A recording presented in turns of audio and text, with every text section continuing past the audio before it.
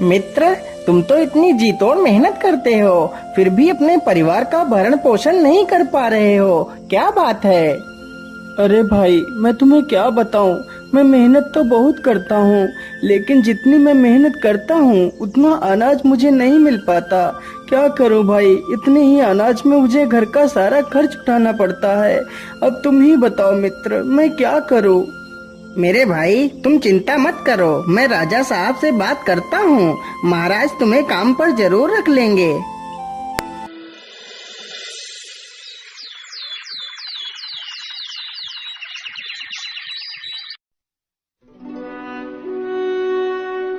अगले ही दिन पन्ना लाल राजा से बात करता है।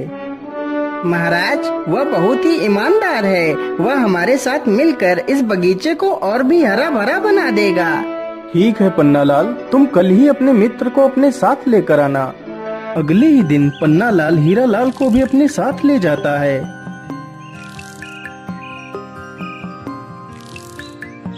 हीरा लाल, तुम्हें अपने मित्र के साथ मिलकर इस बगीचे की देखभाल करनी है। यदि तुम यहाँ पर ईमानदारी से काम करोगे तो जल्दी ही तुम्हारी पगार बढ़ा दी जाएगी। मैं तुम्हें हर महीने 40 सोने की मोहरें दूंगा। ठीक है महाराज, मैं पूरी ईमानदारी से आपका काम करूंगा। महाराज, आपका बहुत बहुत धन्यवाद जो आपने मुझे इस काबिल समझा।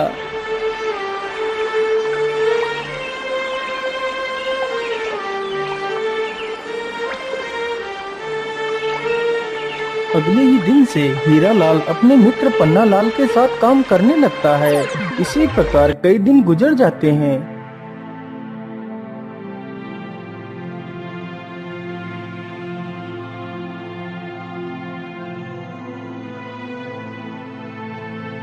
अरे पन्ना लाल, आज तुम्हें क्या हुआ? क्या आज तुम राजमहल नहीं जाओगे? अरे भाई, मैं तुम्हें क्या बताऊं, आज तुम अकेले ही चले जाओ। आज मेरी तबीयत कुछ ठीक नहीं लग रही है। महाराज को कह देना कि मैं आज नहीं आ सकता। हीरा लाल अकेले ही जाता है और बगीचे में काम करने लगता है।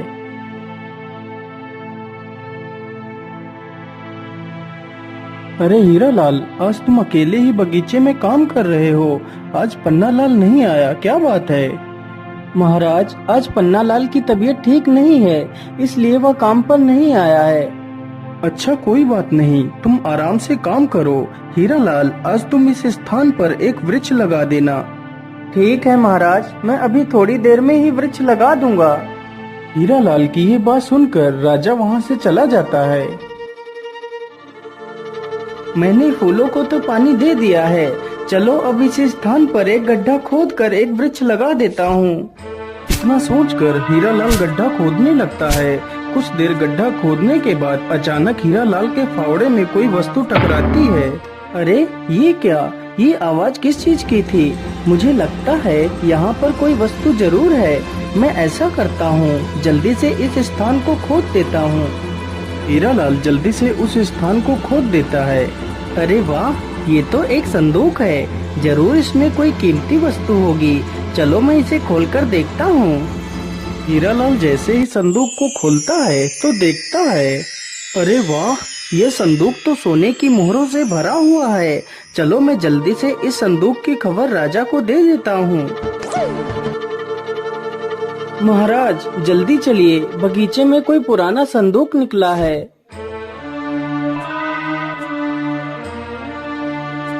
अरे वाह हीरा लाल, यह संदूक तो मेरे पुरखों का है। इस संदूक को तो मैं कितने वर्षों से ढूंढ रहा था, लेकिन मुझे यह संदूक नहीं मिला और आज तुमने इस संदूक को ढूंढ लिया।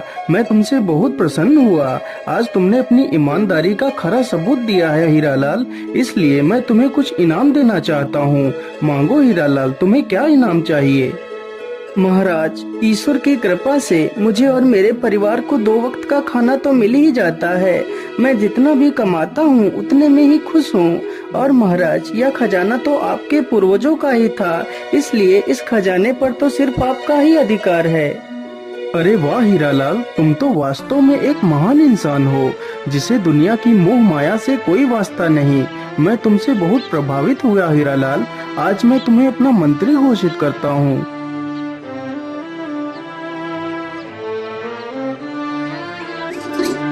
अगले ही दिन से हीरालाल मंत्री बन जाता है।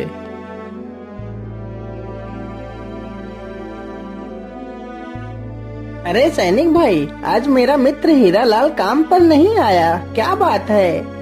अरे पन्नालाल भाई, अब हीरालाल माली नहीं रहा, अब वह इस राज्य का मंत्री बन गया है। महाराज ने हीरालाल को मंत्री बना दिया है। क्या मेरा मित्र मंत्री बन गया है? अरे वाह, इससे ज्यादा खुशी की बात मेरे लिए और क्या हो सकती है। सैनिक भाई, मैं अभी अपने मित्र से मिलकर आता हूँ। अरे नहीं पन्नालाल, तुम अंदर नहीं जा सकते, चुपचाप जाकर अपना काम करो, तुम्हें अंदर जाने की कोई आवश्यकता नहीं है।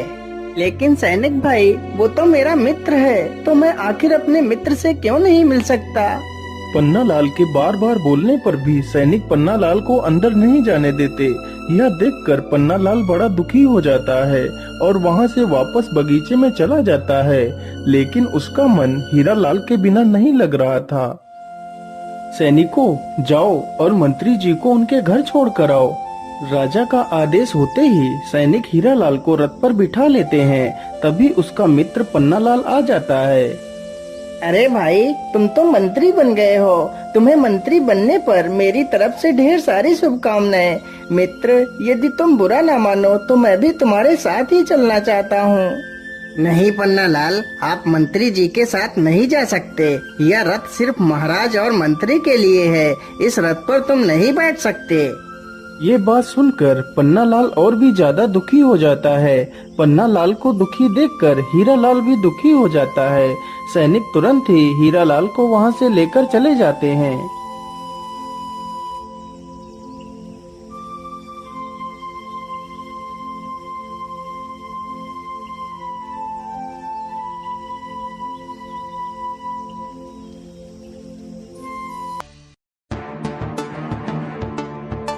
अरे ये क्या, ये वृक्ष अचानक से सूखने कैसे लगा?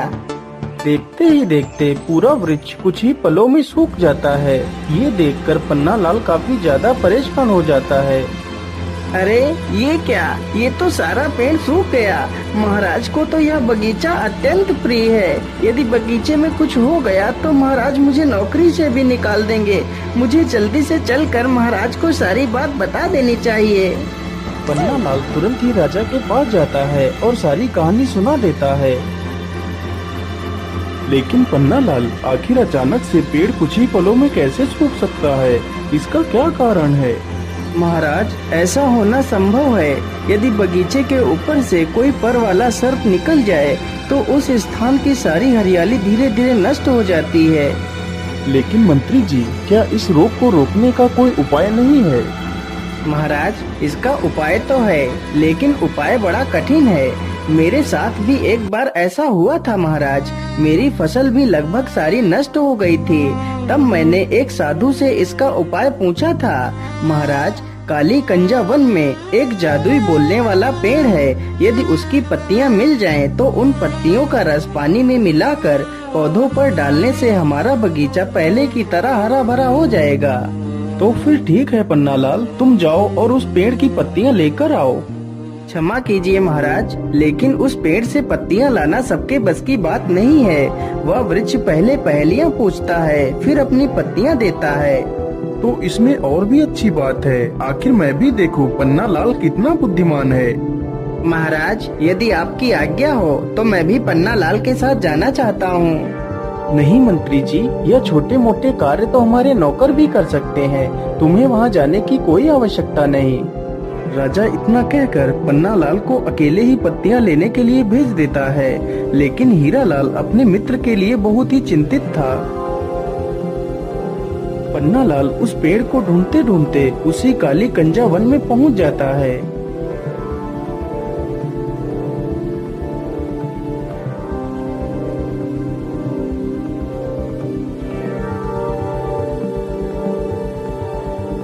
क्या करूं, कैसे पता करूं, आखिर वह जादुई पेड़ कौन सा है? मैं ऐसा करता हूं, इसी स्थान पर जोर जोर से आवाज लगाता हूं।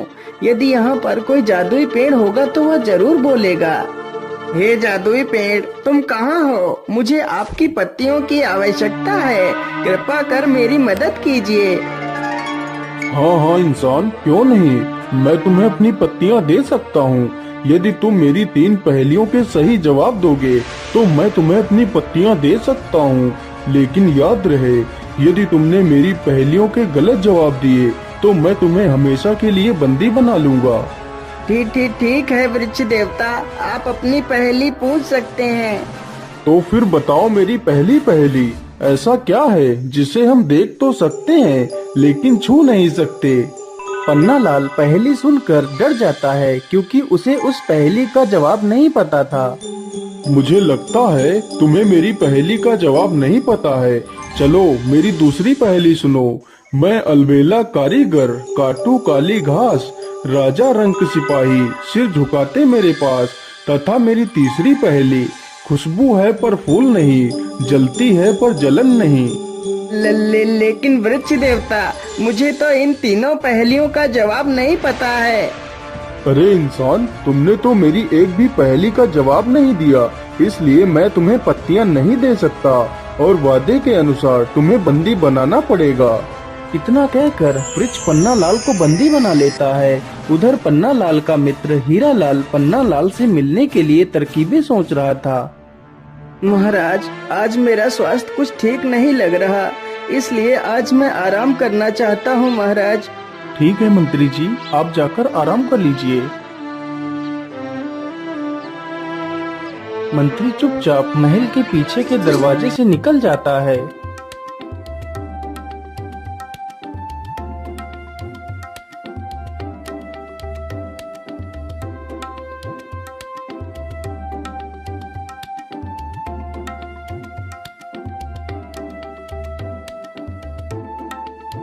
हीरालाल उसी जादुई पेड़ के पास पहुंचकर देखता है कि उसका मित्र पेड़ पर ही बंदी बनकर एक पिंजरे में बंद है। हे वृक्ष देव, आप मेरे मित्र को छोड़ दीजिए। हाँ, क्यों नहीं, मैं तुम्हारे मित्र को जरूर छोड़ दूंगा और तुम्हें अपनी पत्तियां भी दूंगा यदि तुम मेरे 3 पहेलियों का सही जवाब दे दो। ठीक है वृक्ष देव, आप अपनी पहेलियां पूछ सकते हैं।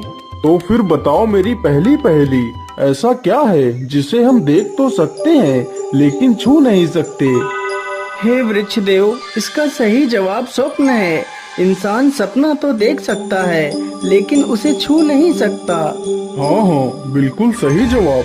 मेरी दूसरी पहेली सुनो। मैं अलबेला कारीगर, काटू काली घास, राजा रंक सिपाही, सिर झुकाते मेरे पास। हे वृक्ष देव, इसका सही जवाब नाई है। नाई के पास हर किसी को अपना सिर झुकाकर ही बाल कटवाने पड़ते हैं। अरे वाह वाह, तुम तो कितने बुद्धिमान हो। अब मेरी तीसरी और आखिरी पहेली सुनो। खुशबू है पर फूल नहीं, जलती है पर जलन नहीं। हे वृक्ष देव, इसका सही जवाब अगरबत्ती है। अरे वाह वाह, तुम तो वास्तव में बुद्धि का प्रतीक हो। मैं तुमसे अत्यंत प्रसन्न हूँ, इसलिए मैं तुम्हारे मित्र को आजाद करता हूँ और तुम्हें अपनी दिव्य पत्तियाँ भी देता हूँ। वृक्ष तुरंत ही उसके मित्र को आजाद कर देता है।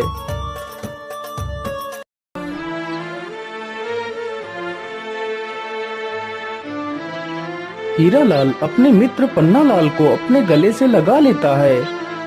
मेरे मित्र, मैं मंत्री बनकर तुमसे कितना दूर हो गया। मुझे मंत्री नहीं बनना है। पहले तो हम साथ में ही रहते थे, साथ में ही काम करते थे, लेकिन अब तो तुमसे मिलना भी मुश्किल हो जाता है। मैं आज ही महाराज को बोल दूंगा कि मुझे मंत्री नहीं बनना है, मैं माली बनकर ही खुश हूँ।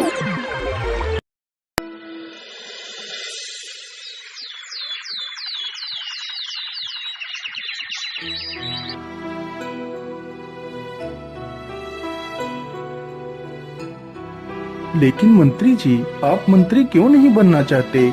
इस पद के लिए तो लोग पागल हो जाते हैं, लेकिन तुम ऐसा क्यों करना चाहते हो? महाराज, मैं मंत्री बनकर अपने मित्र को खोना नहीं चाहता।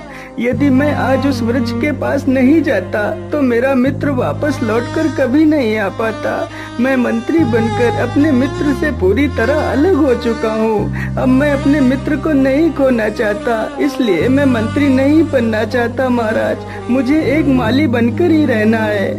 हीरालाल की ये सारी बातें सुनकर राजा भी भावुक हो जाता है। वाह हीरालाल वाह, तुम तो नाम के ही नहीं बल्कि सच में एक हीरे हो। मैं तुम्हारी मित्रता को प्रणाम करता हूँ। आज से तुम हमेशा अपने मित्र के साथ ही रहोगे। इस प्रकार हीरालाल और पन्नालाल फिर से दोनों साथ में ही काम करने लगते हैं।